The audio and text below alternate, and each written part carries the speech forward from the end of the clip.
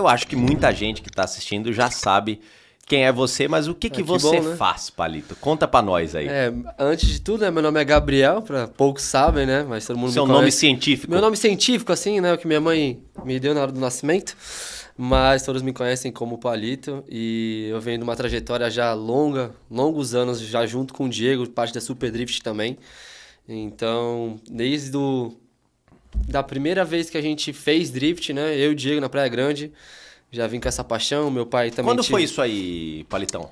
já faz, olha, de verdade, as primeiras vezes que o Diego andou, que eu tava junto, a gente já tinha 12 anos, 13 anos, foi logo as primeiras vezes que ele andou com o Ômega lá também. Ah, então você tá na caminhada com o Di desde aquela época. Já, eu conheço o Diego, a gente é uma história engraçada, desde os 7 anos, né? A gente andava de bicicleta junto, jogava bola junto, estudava junto, vivia junto, almoçava, jogava futebol, então a gente já tinha essa relação. E o pai dele já tinha oficina, e o meu pai também teve uma oficina há muitos anos, só que logo quando eu comecei a me ingressar nessa parte de drift, ele largou, foi para um outro segmento de trabalho, então eu não tive tanto contato, onde eu aprendi tanto? Lá junto com a oficina, a parte da Super Drift. Porque meu pai nunca deixou eu ter tanto acesso, sabe? Ele foi meio restritivo nisso. Não quero que você tenha essa vida, quero que você melhore, estude. Ele achava aquilo não tão... Não era uma boa carreira pra você. Exatamente, um futuro performado pra mim que ele desejaria pra um filho. Então, não teria problema nenhum, mas ele gostaria que eu não entrasse pra esse meio. Mas não teve jeito. Daí que eu comecei... Se envolveu com péssimas amizades, já Diego desde pequeno. Aí fui pra oficina e comecei a fazer isso e nunca mais parei. Aí sempre ajudava um pouquinho nas partes de preparação do carro, virava já à noite já com o Diego, com os mecânicos já. Então já viemos numa batalha, sempre virando à noite. Nossa, muito tempo atrás, dormia em cima do carro. A gente tinha essas brisas de criança, dormindo assim, dentro do capô 240. Tem foto minha do Diego dormindo, porque a gente ficava virado junto com o mecânico. E aí sempre fui apaixonado e às vezes, né, não tinha nenhum trabalho ainda assim, mas já era minha paixão, sabe? Me dedicava à escola e depois ia direto pra lá junto com o Diego e vivia aquilo com muita força e vontade mesmo. Tipo, não tinha corpo mole, fazia as coisas, preparar tudo. E isso, quer dizer, você tá falando do Diego na Praia Grande de Suprema, isso aí... Foi cara, muito, eu sou mais muito de 10 anos atrás. Exato. Eu vi uma foto de um aluno. Há 6 anos que eu já formei um aluno. 6 anos que eu formei esse aluno já. Que eu já sou instrutor oficial da escola. Então, tipo, eu falei, meu Deus. Estamos caminhando bastante tempo já nessa jornada aí graças a Deus, a gente tá conseguindo colher alguns frutos agora, né? Que é o mais importante, que a gente tá batalhando pra isso. Então, já venho desde essa época aí, já sempre almejando ser piloto, querer andar, fazer drift. É a minha vida. Tá, mas vamos lá, Palitão. Conta um pouco mais O quê? da trajetória, na verdade. Porque, De tudo bom, como começou? Porque vamos lá. Você era brother do Di, Sim, frequentava a oficina. sim. O Diego Iga, inclusive, acho que todo mundo deve saber Sim, quem com que é. Se certeza. você não conhece, seja bem-vindo ao planeta Terra, né? Exato, ali é um alienígena, mano. Você Aqui... deve ter... até fora até fora da Terra, ele deve ser já conhecido, tem razão. Aquele ali não tem jeito, não.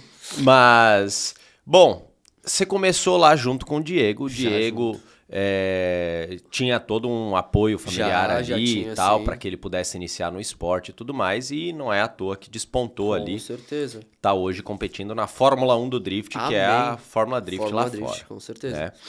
Você começou ali com o Diego, mas até então, quando foi a primeira experiência atrás do volante de um carro? Você lembra, Palito? Lembro, e por incrível que pareça, demorou alguns anos. Eu já, né, contando primeiro, ajudava muitos eles com a parte da estrutura, já tinha o do Diego e depois teve a Super Drift.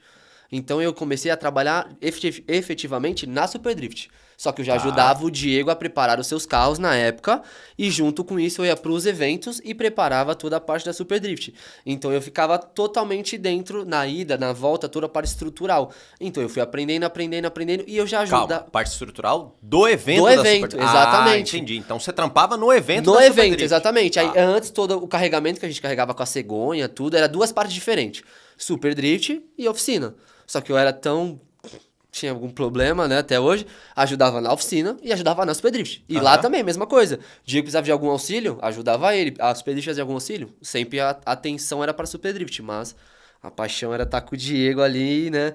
Toda aquela parte de oficina, tudo que ele precisava, conseguia fugir ali rapidinho pra ajudar ele, alguma parte. Sempre fui muito presente, né? Sempre conversei muito pra ele conseguir me auxiliar em mais coisas, né? Porque ele já tinha muito mais técnica, muitas mais habilidades. Então eu gostava de aprender o que ele falava, alguns pontos, e eu conseguia falar, não, é isso que realmente tá certo, isso tem posição. E eu já consegui vir me estruturando pra um dia ajudar ele. Foi o que eu fiz. Então meio que me preparei e falei. Aí cheguei na cara e falei, agora eu vou pro meu sonho e é que é com o Diego. Aí depois de uns 3, 4 anos, que a Superdrift já tinha 3 anos, parei no Superdrift, né, a parte estrutural, e me dediquei totalmente ao Diego. Só que com isso a gente já tinha escola.